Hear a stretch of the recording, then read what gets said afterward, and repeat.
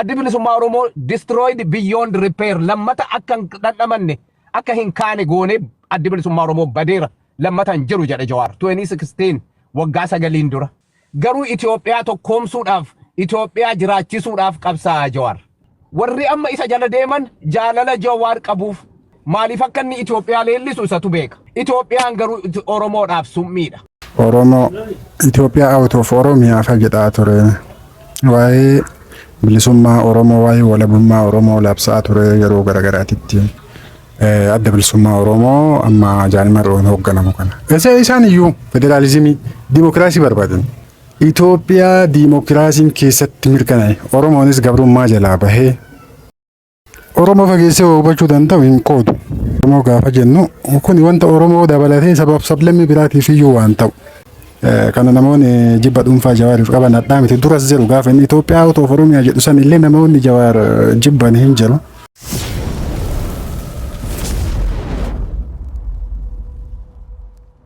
Yoo yaarka fuunee ashamaa hordoftootaa fi kabajamtoota maatii jiru miidiyaa nageenyi keenya bakka jirtanitti isin dhaqqabu isiniin jenna odeeffannoo guyyaadhaan dhaqqabe qabannee isiniif dhiyaannee jira. Odeeffannoo keenya keessaa uummanni Oromoo diina alaa dhufeen osoo hin taane ilmaan keenya gidduutti boqonnaa dhabnee danqamaa jirra jedhan. Marii araara mootummaa fi waraana bilisummaa Oromoo gidduutti taasifamee ture kan gufachiise mootummaa Itoophiyaa Dr. Abiy Ahmedidha jedhe Jawaar Mohammad. Eertiraan Itoophiyaa weeraruu karoorfachaa jirti jedhan pirezidaantiin duraanii Mulaatu Tashoome. Konferensiin araaraa magaalaa Finfinneetti KFO ABO fi PP gidduutti taasifamaa jiraachuun dhagahame. Itoophiyaa ijaaruuf tattaafatuun Oromiyaa diiguudha jedhan deeggartoonni ABO. Jawaar Mohammad immoo Oromiyaa dhiisee Itoophiyaa ijaara jechuun isaa yaada Oromoo bakka lamatti qooduudha jedhan. Egaa hordoftootaa fi kabajamtoota keenya kun hangafoota oduu keenya odeeffannoo kanaa fi kan kana fakkaatan guutuusaa qabannee isiniif dhihannee jira. Namoonni jiru miidiyaadhaaf haaraa taatan yookaan subscribe gochuudhaan maatii jiru miidiyaa akka taatan isiniin jenna akkasuma like share gochuudhaan nu jajjabeessaan dhaamsa keenya yeroo hundumaatti gara odeeffannoo keenya bal'inaatti isin dabarsina isinis sammatu muraan faana turaan affeerraa keenya.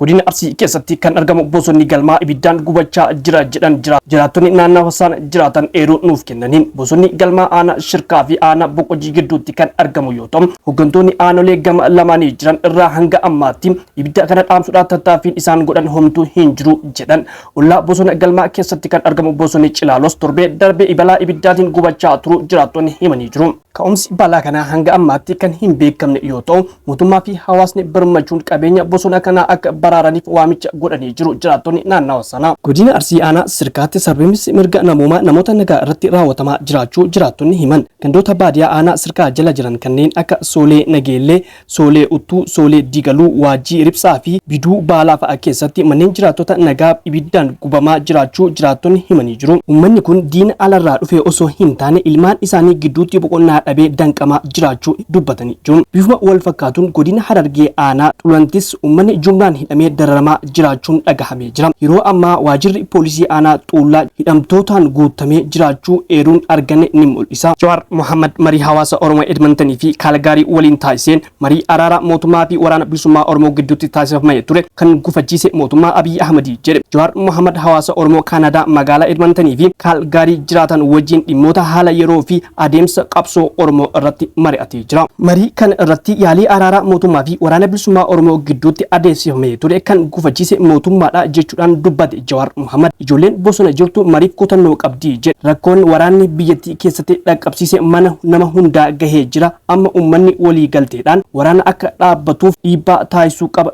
jedhe Jawaar Mohammad. Jawaar itti dabaluudhaan uummanni Oromoo qabsoo itti aanu keessatti biyya nagayaa misoomaa fi biyyoota ollaa wajjin hariiroo gaarii uummatee jiraatu ijaarachuu qaba jechuudhaan ibsee jira. Kana gochuuf dursa wantoonni sadii raawwatamuu qaba kan jedhe Jawaar Mohammad. Jalqaba irratti lolli Oromiyaa fi naannoo Amaaraa keessa adeemsifamaa jiru dhaabachuu qaba. Lama lolli dhaabbachuu hordofee araarri taasifamuu qaba. Deebisanii ijaaruun barbaachisaadha jedhee jira. Konferensiin araaraa magaalaa Finfinneetti KFO ABO fi PP gidduutti adeemsifamaa jiraachuun himame. Nageenyi Oromiyaa keessatti danqaa olaanaa keessatti argamu gara nagaatti fiduun ulfaataa dhufuun isaa ni beekama. Ta'us mariin araaraa yeroo hedduu dhagahamaa ture gidduu kanas itti fufee jiraachuun himamaa jira. Konferensiin marii araaraa ABO fi KFO bilisiginnaa walii galchuu abbootii gadaa fi abbootii amantaa magaalaa Finfinnee keessatti argamaniin jedhamee jira. Mariin kun kan gaggeeffamaa jiru yeroo lolli Oromiyaa keessatti uummata nagaa irratti gaggeeffamaa jirutti ta'uu gabaasni arganne ni mul'isa. Pirezidaantiin duraanii Itoophiyaa Mulaatu Tashomaa Eertiraan waraana haaraa Itoophiyaa irratti banuudhaaf qophii irra jirti jechuudhaan dubbatan. Walitti bu'iinsi biraa gaafa Afrikaa keessatti akka hin dhalanneef hambisuudhaaf tarkaanfii fudhachuun yeroon isaa ammadha jedhan barreeffama maqaa isaaniitiin Aljazeeraa irratti maxxaneen. Pirezidaantiin Isaayyaas Afewerqi walitti bu'iinsa kaaba Itoophiyaatti akka ka'uuf hojjechaa jira jedhan Dr. Mulaatu Tashomaa. Pirezidaantiin duraanii Itoophiyaa fi dippiloomatiin buleessi kun walitti bu'iinsa TPLF fi mootummaa giddu galeessaa ture. Pirezidaantiin Isaayyaas akka carraatti fayyadamuudhaan dhimma biyyattii keessa seenuuf itti fayyadameera jechuudhaan himatan. Gama Eertiraatiin yaada pirezidaantii duraanii Itoophiyaa Mulaatu Tashomaa dhiyeesse kanaaf deebiin kenname hin jiru. Sarara diimaa sirni kun qaxxaamuraa jiru kana cal'isanii ilaaluun imaamata ganna 60 dura eenyummaa Oromoo yakka taasise sana simachuudhaan tokko. Wanti haaromsa gadaa jedhamu kan diinni murannaa waan bade walitti qabee ittiin adeemu kun guutumaan guututti akeeka Oromoo akka hin kennatiin cabsa jedhe sana raawwitti jira. Jalqabarratti aadaan maali? Aadaan ni haaroma. Aadaan saba tokko maaliif haaromfama? Eenyutu haaromfuuf gahee qaba? Aadaa jechuun finna yookaan waliin jireenya hawaasummaati. Safuu fi safeeffannaa sabni tokko wal faana ittiin jiraatudha. Kun immoo safuu fi duudhaa dhugeeffannaa amantaa sabni tokko qabu hunda akkaataa ittiin gaggeeffatuu fi jiruu fi jireenya isaa guyyaa guyyaa ittiin gaggeeffatudha. Aadaa ittiin jiraatu ittiin buluu fudhatanii ittiin qajeelfamu malee hin haaromsanii. Aadaan hin dulloomu yookaan dammoo hin moofamu. Gadaatu dullooma. Kanaaf osoo ta'eyyuu kan haaromfamu gadaadha. Gadaanis maali akkamiini eenyuuni akkasuma maaliif haaromfama waan jedhu qaba. Gadaa keessas waan tuqamuuf hin tuqamnetu jira. Ajendaa dhiyeenya kana PP'n haaromsa gadaa jetteen gadi baateen akka malee qeeqamaa jirti. Dhimma kana irratti obbo Taayee Danda'a waa'ee haaromsa gadaa irratti akkas jechuudhaan barreesse. Aadaa sabaa jabeessuunii fi haaromsuun wayyuudha. Garuu qabatamaan duudhaa fi safuu sabaa faallessanii guyyaan wayyuu adaadii jijjiirataa fafakkeessuun aadaa balleessuuf malee haaromsuuf hin ta'u jedhe. Itoophiyaa ijaaruuf tattaafatuun Oromiyaa diiguudha jedhan deeggartoonni ABO. Jawaar Mohaammed immoo Oromiyaa dhiisee Itoophiyaa ijaaruuf tattaafachuun isaa yaada Oromoo bakka lamatti qooduudha jedhan. Dhimma yaada Jawaar kana irratti deeggartoota Jawaar irraas deeggartoota ABO irraas yaada fudhannee qabna. Gara yaada namoota kanneenitti isin dabarsinaa isin saammatu muraan fara turaan affeerraa keenya. Qabeenyi Oromoo Itoophiyaanota sabaaf sablammiidhaaf kan walooti. Kan isaanii immoo kan dhuunfaa isaaniiti. Gaafa naannoo Sumaalee ta'u kan Sumaalotaa qofaadha. Gaafa dhufee Dirreedawaa ta'u immoo kan waloo ta'aa jechaadha. Gaafa Baardaar ta'u kan warra Amaaraa qofa. Gaafa Finfinnee ta'u immoo kan waloo ta'aa jechaadha. Albuudni Oromiyaa keessaa hidha enerjii yookaan anniisaan hundi kan waloodha. Garuu gara Matakkal gara adda addaa yoo deemte immoo kan dhuunfaadha jechaadha. Sirriidha. Nuti kan morminu waan Itoophiyaan uummata Oromoo irratti goote. Kan ammoo Jawaar ofii isaatii dubbachaa ture. Dhugaa dubbachuu yoo ta'e. Bineensi bosona keessa jiru hanga kana hin taane Oromoon waan Itoophiyaa keessatti ta'ee jedhee yeroo baay'ee deddeebi'ee dubbata. Oromoo maqaan ishee irraa jijjiiramaa dhiphataa dhuftee bakka har'a geenyu kana kan geenyedha. Uummata Oromoo kana tokkoomseetu gar tokkorra luuccessee bilisummaa uummanni Oromoo argachuu qabu, walabummaa uummanni Oromoo argachuu qabu, mirga uummanni Oromoo argatee biyya isaarra jiraachuu qabu. Kanaaf kontribuutii godhaa jiramoo mooriyyuu uummata Oromoo kana addaan bakka lamatti qoodaa jira kan jedhu irratti yaada kennachuun barbaada. Kuni waanuma ifa ta'edha. Waa'ee Oromoon waanuma lamaan tokkoon kaasuu barbaada. Waa'ee Oromoon dinagdee horatee jiraachuun danda'a. Namootuma yeroodhuma umurii kana keenya kana keessatti waggaadhuma muraasa darbe kana keessatti abbootii qabeenyaa warra jedhaman isayyuu abbootiin qabeenyaa Oromoo na yaadadha. I think about 4 years ago skeelii tokkoon lafa kaa'amee ture 10 richest Ethiopians jedhame. Among the 10 richest Ethiopian namoota sooreyyii namoota maallaqa qaban 10 keessaa namni Oromoo tokko hin argamne. Garuu namoonni kun nama 10 keessaa namni 9 qabeenyi isaanii Oromiyaa keessadha. Garuu lammii Oromoo miti. Kun dadhabina Oromoo ta'eetuun ta'in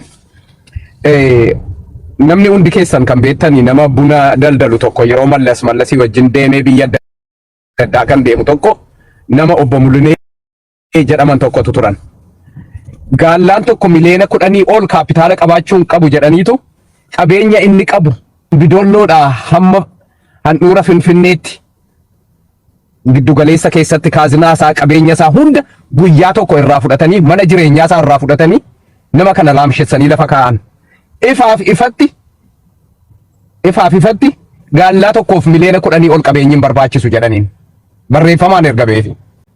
Namni tokko konistirakshinii geggeessaa ture waggaa gara biraan abbaa ililliitiin maal godhan meeshaa konistirakshinii tokkoon jalaa caccabsanii naannoo Amaaraa keessa dhuftee qabeenya horachuu investerii ta'uu hin dandeessu jedhaniitu harka isaa duwwaa achi baasanii isa booddee namni kun qabeenyaa nama ta'e gadi deebisanii fayyaa dhabsiisanii qabeenyaa isaa saamanii waan hundaa irraa saamanii lafa kaa'anii jechuudha.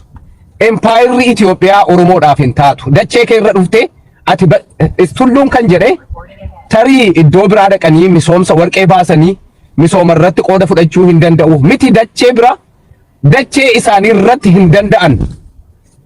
Oromoon dadhabina qabaatee beekumsa dhabee qabeenya argachuu irratti hojjechuu dadhabeetu hin ta'in siistamichatu Oromoodhaan shessee lafa isaa kaa'a. Obboleessa keenya tokkotu dura yeroon galee waa'ee addunyaan tokko taateetti jedhee haasa'aa ture. Biyya 195tu jira. 93 natti fakkaata tulluu kan correct me. Biyya 193tu United Nations jalatti biyya ta'ee beekama. Biyya 193 keessa baay'ina uummataatiif bal'ina gogaa lafaatiin Oromoon yookaas Oromiyaan biyya 29tu see caala. Biyya 193 keessa baay'ina uummataatiin biyya 29 irra jirti Oromiyaan. Biyya 193 keessa biyyi 111 erga World War asittidha. Second World War asitti biyya taate. In the last 20 years, in the last 25 years, gara biyya 40 wayitu ijaaramtee biyya taate. No, keessumaa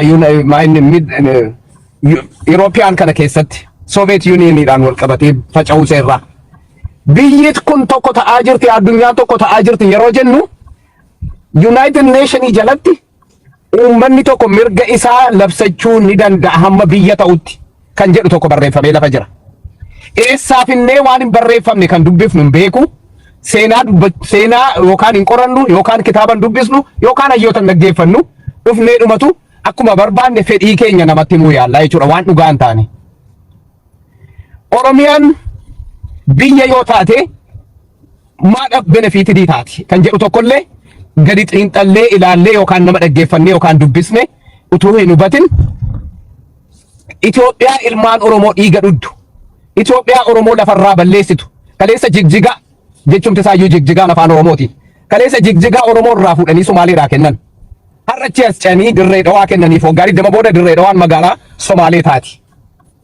So kun ta'aa as ga'e kana ija keenyaan argaa as geenye. Abbootiin keenya Itoophiyaa keessa jiraachuu dadhabnaan qabsaa'uudhaaf bosonatti galan malee Itoophiyaa baraaruuf miti kan isaan bosonatti galan. Utoo Itoophiyaa baraaruuf ta'e achuma keessa ta'anii Itoophiyaa tolchu turan. Itoophiyaan itti hadhoofnaan dhaqanii gaara bahaa keessatti gaara mul'ataa keessatti lafee cabsan bineensaan nyaataman irbaata bineensaa ta'an Itoophiyaatu itti hadhoofnaani. Jawaar amma warrumti isaa wajjin Jawaar yaada isaa kana fudhatanii harka rukutanii fi utuu Jawaar gadi dhaabbatee Oromoo bakka tokkorra luuccessee tokkoomsee Oromiyaa wala boomte ijaaruu danda'a jedhee fedhii isaaniiti. Ni jaallatu. Garuu jaalala nama dhuunfaa irratti rarra'uu isaanii argee Oromoo bakka lamatti qoodaa jira Jawaar. Warra hubannoon qabne fuudheetu bakka lamatti qoodaa jira Jawaar yeroo ammaa kana. Oromoo tokkoomseetu hin ta'in Oromoo yeroo inni tokkoomse jira. Yeroo itti Oromoo qabsoo isaa geggeeffataa jirutti qabsootti makame Jawaar qeerroon ijaarre qeerrootti makame malee qeerroo sababa ta'eef qaama qeerroo sababa ta'eef qeerrootti makameetu qeerroo kana sagalee tokkoon qilleensa Oromiyaa bilisoomsinaadhaan qeerroon kun sagalee guyyaa itti odeeffannoo argatan haa jiraatu jechuudhaan OMN gad dhaabbatee OMN hoggane qaama qeerroo sababa ta'eef uummata Oromoo kana gar tokkorra luuccesse. Uummata bilisummaa dheebotee jiru. Uummata walabummaadhaaf fedhii guddaa qabu kana gaafa inni gadi bahee Oromoo first jedhe jabaa keenya jedhee hundumtu tokkoomee tokkummaadhaan kallattii tokkorra luuccee diina silaa kufuu hin malle waggaa 100 jiraanne jedhan cabsee manatti galche qeerroon. Yeroo sana Oromoo tokkoomsee ture. Tokkoomsee qabsoo Oromoo keessatti qooda fudhatee Oromoon gar tokkorra akka luucca'u gochuu danda'eera akka beekaa tokkootti. Ammaan kana Oromoo bakka lamatti qooduutti jira.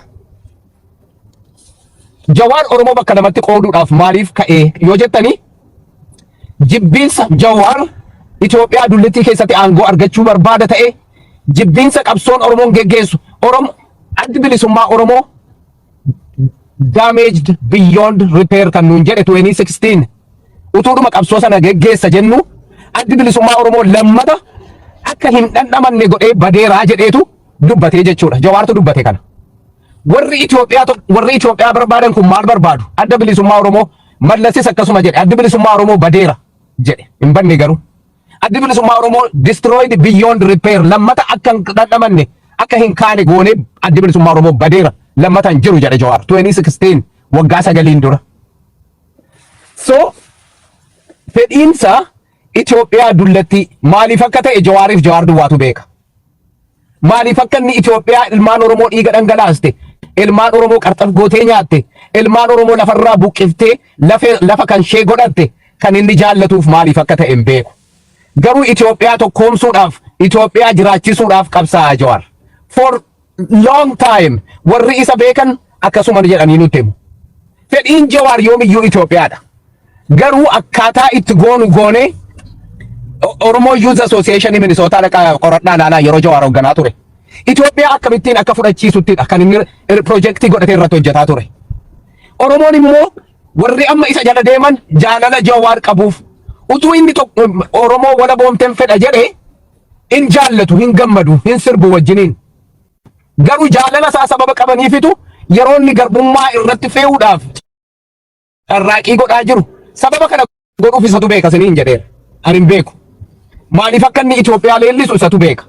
Itoophiyaan garuu Oromoodhaaf summiidha. Egaa hordoftoota fi kabajamtoota keenya ayyaanni amma dhageettan yaada warra deeggartoota ABO bootiin warra ilaalcha faallaa Jawaarii qabanidha jechuudha. Maaliif akka Jawaariin qeeqanni guutumaan guututti dubbatanii jiru. Amma kan nuuf warra ilaalcha yaada Jawaar qabanii Jawaariin maaliif akka deeggaran ilaalchi isaanii akka ilaalchi Jawaar akkamitti akka sirrii ta'e dhuguma ilaalchi Jawaar Oromoo bakka lamatti qooda kan jedhu yaada nuu kennanii. Egaa hordoftoota fi kabajamtoota keenya isinis ilaalcha keessan kamtu sirrii akka ta'e komentii irratti nu barreessaa. Asumaan gara yaada nama kanatti isin dabarsine isinis amma xumuraan faana turan affeerraa keenya.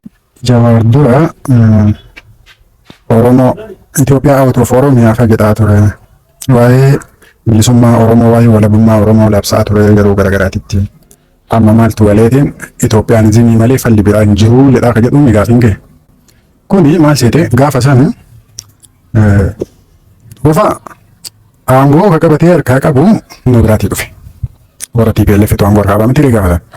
Gaafa sanii isaan jalaa Oromoo walaba baasuuf qophii dabalatee gabrummaa ilatu ta'uu sana Oromoon guutuuni gabrummaa ilatu gabrummaa hamaa isa baasuudhaa fi gaafa sanii sochiin godhaa turre sochiin akka uummanni illee akka uummataatitti uummanni Oromoo fi uummattoonni Itoophiyaa tokko tokkos godhaa akka turre dhaabatan jalaa walaba bahuuf gaafa san garuu Oromoo qofaa miti sabaaf sablammoonni biroo illee kan waliin coqqoofamaa turan ni jiru jechuudha. Fakkeenya saba warra kibbaa kanaa fudhachuun ni danda'ama. Amaara mataa isaa Tigiree waan hin taane jechuudha. Gaafa qabsoon uummata viidiyoo wayyaanee jedhaa bilisa baaftee uummanni illee haga tokko ifa argee uummata garee Oromoo keessaa beetu aangoo qabate jedhee gaafa viidiyoon aangootti baate gammadee uummanni illee haga tokko mataa wal qabatee ture uummanni Oromoo guyyaa takkaaf illee taatu. Gaafa san biyya kana nutu harkaa qabaa ceesisuu qabnaa waggaa 100 wayii kana gabrummaa gala turre nus deebinee gabroomsaa ta'uu hin qabnu biyya kana gara diimokiraatiitti ceesisnee gara diimokiraasii dhugaatiitti. Ceesisnee walqixxummaan sabaa fi sablammootaa itti mirkanaa'ee fi biyya federaalizimiin sabdaneessummaan keessa jira. Sabaaf sablammoonni hundi bifa walqixa ta'een keessa jiraatan uumnee waliin keessa jiraannaa kan jedhu akkasitti kallattii isaaniitti deebina jechuudha. Kaafoo dabalatee paartileen Oromoo hedduun yaada kana deeggaraa turan yaada waloo qaban waan kana irratti tokko jechuu ilaalcha tokko qaban keessatti adda bilisummaa Oromoo amma Jaanmaroon hoogganamu kana. Isaan iyyuu federaalizimii diimokiraasii barbaadan. Jaanmaroon dhiyeenya kana namicha Tigraay Teedii jedhamu san kan Jawaar yeroo darbe intarviiwwan isa wajjin afgaaffii godhee Itoophiyaa diimokiraasiin keessatti mirkanaa'e Oromoonis gabrummaa jalaa bahee Itoophiyaa sabaaf sablammiin hundi walqixaan keessa jiraatu ijaaruu feenaa jedhee dubbatee jira. Paartiin biraa jira. Itoophiyaanizimii ka warri qeeqaanii warra hidda isaanii lafatti hin jiran. Paartiin qaban nama tokko miidiyaa dhufanii akkanumaan biyya diignaa biyya jigsaa jedhan jecha yeroo darbe Dr. Sagayaan Dubbaa isaan argiteettaa biyya kun jiguu qabdi impaayeraan ijaaramtee impaayerumaan cabdee achiboota dimokiraasii ta'uu qabdi. Oromoo walaba baatee kaatee biyyi tokko walaba yoo baate deebitee immoo bakka isatti deebi'uuf waggaa dhibbaa ol fudhachuu danda'a jedhee afaan isaatiin dubbatee ture. Waggaa dhibbaa sadarkaa irra jiru kana gaditti deebina jechuudha. Waggaa dhibbaa dhabaa kanatti deebina jechuudha. Kanaaf gaafa waan tokko murteessitu wanta negatiivii fi poozitiivii impaaktii isaa ilaalta. Oromoon walaba uumte walaba yoo baate maaltu uumamuu deema maaltu ta'uu danda'a. Fi akkanatti biyya tana akkuma biyyoota kanarraa dimokiraateessitee gara fuulduraatti yoo dimokiraasii dhugaatii sablamni wajjin wal qabattee akkasitti akka Itoophiyaatti yoo itti fuufte hoo maaltu uumamuu danda'a? Miidhaa fi faayidaan isaa maali? Isa kana gaafa fuuldura qabdee xiinxaltu biyya jigsitee kaatee ganaa ijaaruu irra yoo danda'ame asirrumaa achi dimokiraateessuu wayya. So kuni maaliif kanaaf jechuudha yaada siyaasaa Jawaar ka deeggaruuf. Fakkeenyaaf warroota amma sa'aatii kanatti ilaalchi Jawaar Oromoo bakka namatti qoodaa warroota jedhantu jira. Amma kaayyoon Jawaar Itoophiyummaadhaan deemaa jiru Itoophiyaa diigamaa jirtu tana ol qabna inni jedhaa jiru kun dhuguma Oromoo bakka namatti qoodaa akka yaada keetiitti. Yaadni kuni Oromoo fageessee hubachuu danda'u hin qoodu. Oromoo gaafa jennu kun wanta Oromoo dabalatee sabaaf sablammii biraatiif iyyuu waan ta'u. Biyyi jiguu hin qabdu biyya jigduu namoonni jedhan ana ajaa'ibu dhugaa. Namni yoo jigdaatis waliin jetta. Dinagdee keetu jiga. Dimokiraasiitu tana caala iyyuu jiga. Asii gaditti deebi'a. Amma iyyuu hammaataa jira. Biyya gaafa jisite maaltu jira? Homaan jira dhiiran. Akka Sooriyaa arguu dandeettaa. Biyyoota akka Liibiyaa. Biyyoota jigan kana. Bu'aa isaanii arguu dandeetta. Osoo yeroo sani jigsuu baatanii walii galanii dimokiraatessanii beekanii itti fufanii jiranii dinagdeen isaanii eegsa akka jiru. Siyaasaan isaanii maal jira akka jiru. Tilmaan. So isaan kun fakkeenya nuuf ta'uu danda'an. Namoonni biyya jigsuu qabnaa Itoophiyaa ijaaruu hin qabnu Oromoo kophatti bilisoomsinee akkas godha. Oromoo osoo bilisoomee badii tokko miidhaa tokko malee bilisoomee kophatti of danda'ee hin bula yoo ta'e haa bulu natti tola. Garuu miidhaan isaa hammaachuu danda'a biyya yoo jeelaafa jettu. Waan baay'eetu wajjin bada. Nageenyatu bada. Walwaraansatu hammaata. Walwaraansi amma sadarkaa Oromoo saba biraatitti ilaaltu kun gaafa seerri hin jirre gaafa biyyi jigde Oromoo gidduu ta'uu danda'a naafsi gidduu ta'uu danda'a hin beekamu akka itti qilleensi deemu. So olaantummaan seeraa mirkanaa'uu qaba. Kanaaf jedhu mootummaa Itoophiyaa kanatu seera nu eegsisaa jira eegsisuu qaba jechuu kiyyaa miti. Olaantummaan seeraa dirqama namni hundi lammiilee hundi ofirratti fudhatee seera kabajuu fi ittiin buluu qabudha. So biyya jigsuun hin barbaachisu. Ijaaruu, dimokiraatessuu. Sirna dhaabbataa, sirna uummataaf dhaabbatu, uummata bakka bu'ee uummata ijaaru. Sirna akkasii gadi dhaabbata, sirna dhugaa. Kanaaf biyyiin kufuu qabdi. Akkamitti sabaaf sablammiin hundi irratti qabsaa'ee Oromoo qofa osoo hin taane. Kanaaf kana namoonni jibba dhuunfaa Jawaariif qaban addaa miti duras jedhu gaafa inni Itoophiyaa otoo Oromiyaa jedhu san illee namoonni Jawaar jibban hin jiru. Jibba isaanii yoo isaan baasatan itti afuufan ammas. Innis nutis akka deeggartoota yaada isaa kanatti ilaalcha siyaasaa isaa kanatti deeggarsa keenya itti fufna innis ejjennoo isaa itti fufa namoonni Jawaar irratti duulanis itti yoo isin baase itti fufa jedhan. Egaa hordoftootaa fi kabajamtoota maatii jiru miidiyaa yaadonni amma dhageessan kunniin warroota faallaa Jawaarii ta'anii fi akkasuma warroota Jawaar deegganidha. Ilaalcha kamtu sirriidha kan jedhu filannoo keessanii nuti immoo akka miidiyaatitti gurra isin buusnee jirra. Ilaalcha Jawaartu sirriidha. Ilaalcha Jawaartu sirrii miti dura maaltu nu barbaachisa kan jedhu akka jiru miidiyaatitti nagayaa uummanni nagaadha kan barbaadu akka jiru miidiyaatitti kun dhaamsa keenya. Egaa hordoftootaa fi kabajamtoota keenya odeeffannoo guyyaadhaa qabannee isiniif dhiyaanne kanumaan goolabnee jirra. Odeeffannoo keenya biraatiin amma walitti deebinutti nagaan tura isiniin jenna. Namoonni jiru miidiyaadhaaf haaraa taatan yookaan sabskiraabiin godhin sabskiraayib gochuudhaan maatii jiru miidiyaa akka taatan isiniin jenna. Akkasuma laayik shee gochuudhaan nu jajjabeessaan dhaamsa keenya yeroo hundumaatti waan nu wajjin turtaniif galatoomaa ulfaadha.